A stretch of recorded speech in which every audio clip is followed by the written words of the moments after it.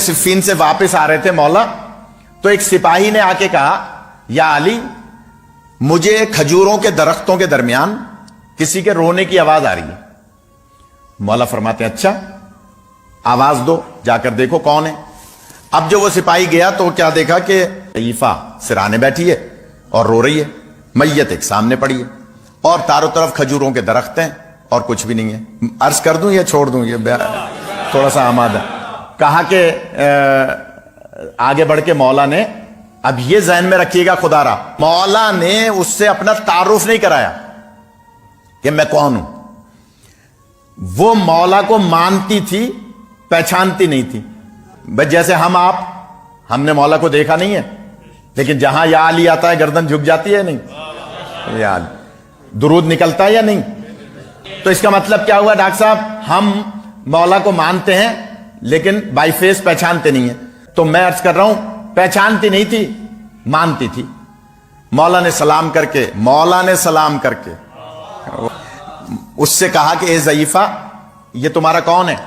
اس نے کہا میرا بیٹا ہے۔ کہا کہ پھر شریعت کا حکم ہے، مولا نے اپنا تعارف نہیں کرایا، یہ ذہن میں رکھیے گا۔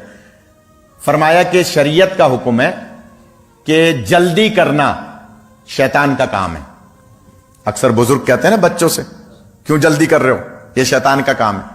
مولا فرماتے ہیں جلدی کرنا شیطان کا کام ہے، الا خمسۃ مواضع، سوائے 5 موقعوں کے، سوائے 5 موقعوں کے۔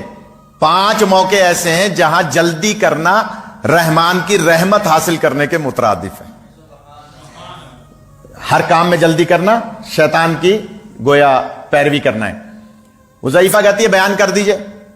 مولا نے فرمایا شریعت کا حکم ہے سب سے پہلے موت واقع ہو جائے تو دفن کرنے میں جلدی کرو۔ یا علی، موت واقع ہو جائے تو دفن کرنے میں جلدی کرو، یعنی تراب کے حوالے کرو۔ اچھا چلیں بچوں کے لیے ایک بات اور عرض کر دوں، تراب ہی کے حوالے کیوں کرو؟ اللہ نے تو 4 چیزوں سے بنایا ہے، کبھی سمندر کے حوالے کر دو، کبھی ہوا کے حوالے کر دو میت، کبھی پانی کے حوالے کر دو، یہ ہمیشہ تراب ہی کے حوالے کیوں؟ تو جملہ کہہ دوں، اللہ نے ان 4 عناصر میں بھی امین ایک ہی کو رکھا ہے اور اسے کہتے ہیں تراب۔ خیرپور میں ہمارے ایک عزیز کا انتقال ہو گیا تھا، صدام کا دور تھا، ان کی وصیت تھی کہ جناب مجھے کربلا میں دفن کیا جائے۔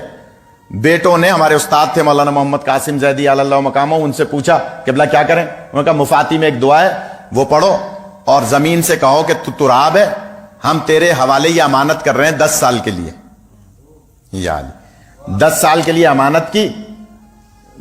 اس سے پہلے ہی ان کو موقع مل گیا مشہد مقدس دفن کرنے کا۔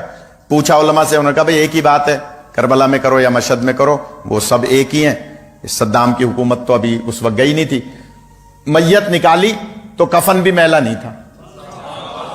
یا علی، اب جملہ کہہ دوں، اللہ نے جب تراب کو اتنا امین بنایا ہے تو ابو تراب کیسا امین ہونا چاہیے؟ جناب علی علیہ السلام فرماتے ہیں حکم ہے کہ تراب کے حوالے کرو، تو شریعت کا حکم ہے، تم کیوں نہیں اس کو دفن کر رہی؟ وہ چپ۔ مولا فرماتے ہیں دوسرا حکم یہ ہے کہ موت واقع ہو جائے تو دفن کرنے میں جلدی کرو، نماز کا وقت ہو جائے تو نماز پڑھنے میں جلدی کرو۔ تیسرا حکم یہ ہے کہ بیٹی بالغ ہو جائے تو شادی کرنے میں جلدی کرو۔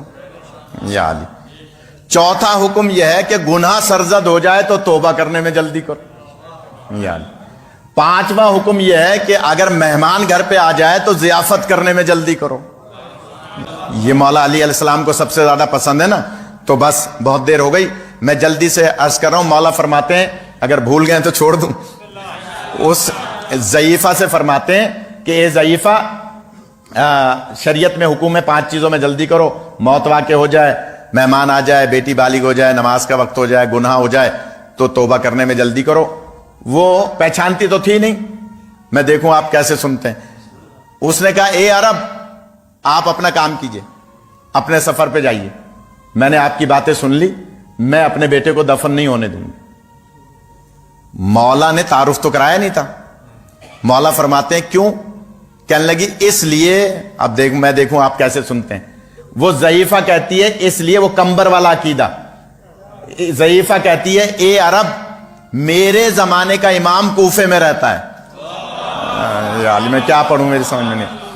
میرے زمانے کا امام کوفے میں رہتا ہے، میرا اور کوئی دنیا میں نہیں ہے۔ شوہر 20 سال پہلے مر گیا تھا، یہ میرا واحد سہارا تھا اس جنگل میں۔ آپ دیکھیں دور دور کوئی جھوپڑی بھی نہیں ہے، میں اکیلی ایک جھوپڑی میں یہاں اس بھائی بیٹے کے ساتھ رہتی تھی۔ اب یہ بیٹا مر گیا، مجھے کون یہاں کھلائے گا پلائے گا؟ تو میں اسے لے جاؤں گی کوفے، اور زمانے کا امام وہ ہے جو موت اپنے دسترس میں رکھتا ہے۔ یعنی اللہ نے اس کو موت سے پہلے بنایا ہے۔ کہا کہ وہ امام میرے زمانے کا کوفے میں رہتا ہے، میں نے اس کو لے جانا ہے کوفے۔ مولا نے جب دیکھا کہ اس کا میری ذات پہ اتنا یقین ہے تو ایک مرتبہ سوال کیا، اے ضعیفہ علی اسے زندگی دلا سکتے ہیں؟ علی اسے زندگی دلا سکتے ہیں؟ تو وہ ضعیفہ کہہ رہی ہے اگر آپ کو یقین چاہیے تو یہ ساربان کھڑا ہے جو اونٹوں پر مال ادھر ادھر لے جاتا ہے۔ دیکھیں اس وقت میرا کچھ بھی یہاں موجود نہیں ہے، میں نے شیطیر تک جھوپڑی کی ساری چیزیں، اپنا کپڑا لتا سارا کچھ اس کو دے دیا کہ پیسے میرے پاس نہیں تھے۔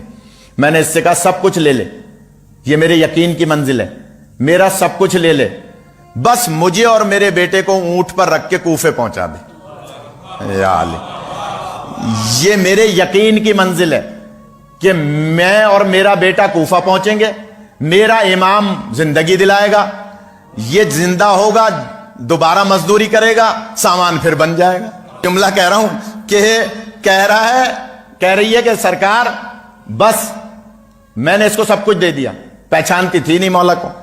جب مولا نے دیکھا کہ اس ضعیفہ کا مجھ پر اتنا یقین ہے کہ اس نے سب کچھ دے دیا، اب جملہ سنیے گا۔ مولا فرماتے ہیں اچھا اگر اجازت دو تو میں اسے زندگی دلاؤں؟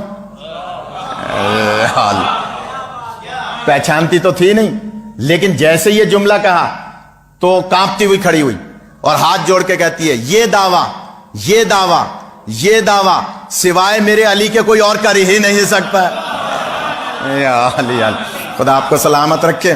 یہ دعویٰ سوائے میرے مولا علی کے کوئی نہیں کر سکتا، اس کا مطلب ہے آپ ہی میرے مولا ہیں۔ معافی مانگنے لگی، میں بیٹھی رہی آپ کھڑے رہے، میں تیز بولتی رہی، مولا میں معافی مانگتی ہوں۔ مولا نے جو جملہ فرمایا یہ بھی ایک شریعت کا پورا ایک چیپٹر ہے۔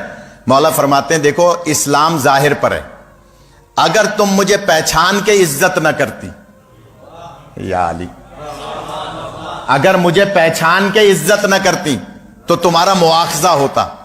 اب جملہ کہہ دوں، مسلمانوں نے بی بی کو پہچانا تھا یا نہیں؟ پہچان کر اگر عزت نہ کرتے تو تمہارا مواخذہ ہوتا، تم پہچانتی نہیں تھی، لہذا میں نے بھی معاف کیا، میرے اللہ نے بھی معاف کیا۔ تو وہ ضعیفہ کہتی ہے مولا جب آپ تشریف لے آئیں تو میرے بیٹے کو زندگی دلائیں۔ اس وقت مولا علی علیہ السلام نے 2 رکعت نماز پڑھی، غور کیجئے گا خدا رہا، 2 رکعت نماز پڑھی اور اس کے بعد اپنے پیر کا انگوٹھا اس نوجوان کی میت سے مس کیا اور فرمایا قم باذن اللہ، اٹھ اللہ کے حکم سے۔ وہ دونوں ہتھیلیاں زمین پہ ٹیک کے کھڑا ہوا اور جملہ کہتا ہے السلام علیکہ یا امیر المومنین۔ کہا کہ یا علی اے امیر کائنات میرا سلام ہو۔ مولا فرماتے ہیں تمہاری ماں مجھے نہیں پہچانتی تھی، تم نے کیسے سمجھا کہ میں امیر المومنین ہوں؟ تم نے کیسے سمجھا کہ میں امیر المومنین ہوں؟ تم تو مر گئے تھے، تمہاری ماں مجھے نہیں پہچانتی تھی، تم نے کیسے پہچانا؟ تو اب علامہ مجلسی کی وہ روایت آپ کے ذہنوں میں آئے گی۔ یہ کہتا ہے مولا کیسے نہیں پہچانتا، جب چند گھنٹوں پہلے میری موت ہوئی تھی تو آپ میرے سرانے موجود تھے۔ علامہ مجلسی کی روایت ہے نا کہ ہر مرنے والے کے سرانے علی آئیں گے، لہٰذا وہ کہہ رہے ہیں مولا کیسے نہیں پہچانتا، جب میری چند گھنٹوں پہلے موت ہوئی تھی تو آپ میرے سرانے موجود تھے، لہٰذا آپ ہی میرے امیر ہیں۔ مولا کائنات اب اس ضعیفہ سے کہتے ہیں اے ضعیفہ میں نے تمہارے بیٹے کو زندگی دلائی۔ اچھا سوال یہ پیدا ہوتا ہے، بچوں سے پوچھوں میں، یہ بولتے نہیں ہیں، بتائیں مولا علی علیہ السلام نے 2 رکعت نماز کیوں پڑھی؟ زندہ کرنے سے پہلے 2 رکعت نماز کیوں پڑھی؟ یہ مجھے اور آپ کو سبق دیا ہے، درس دیا ہے کہ دیکھو زندگی وہ دلائے گا جو موت سے پہلے بنا ہے، لیکن زندگی دلانے کا مقصد یہ نہیں ہے کہ علی اللہ ہو گئے۔ اللہ وہی ہے جس کے سامنے علی کا سر جھک رہا ہے۔ ایسے ہی نماز نہیں پڑھتے تھے، لہٰذا 2 رکعت نماز پڑھ کے پھر معجزہ دکھایا کہ اس نوجوان کو قم باذن اللہ کہہ کے زندہ کیا، اور جب وہ زندہ ہوا، اب مولا نے بس آخری 2 جملے سن لیں۔ مولا فرماتے ہیں کہ اے ضعیفہ، میں نے تمہارے بیٹے کو زندگی دلائی، اگر اجازت دو تو میں تمہارے شوہر کو زندگی دلاؤں؟ یا علی، وہ کہتی ہے مولا اب میں ضعیفہ ہو گئی ہوں، 20 سال پہلے مرا تھا، اب وہ اٹھے گا تو جوان اٹھے گا، کیونکہ وہ جوان تھا، میں اس کی خدمت نہیں کر پاؤں گا، رہنے دیجئے، بس یہ میرا بیٹا، یہ میری خدمت کرے گا، آپ کی مہربانی۔ جواب سنیے گا مولا کا۔ مولا فرماتے ہیں تم پہلے تو بڑا عقیدت کی بات کر رہی تھی، میرے بارے میں عقیدہ رکھ رہی تھی اور کہہ رہی تھی کہ میرا مولا زندگی دلائے گا، جب علی خود آ کے یہاں اس کو زندگی دلا سکتا ہے، تیرے شوہر کو زندہ کرنے کا دعویٰ کر سکتا ہے، تو تجھے جوانی لوٹا کے نہیں دے سکتا؟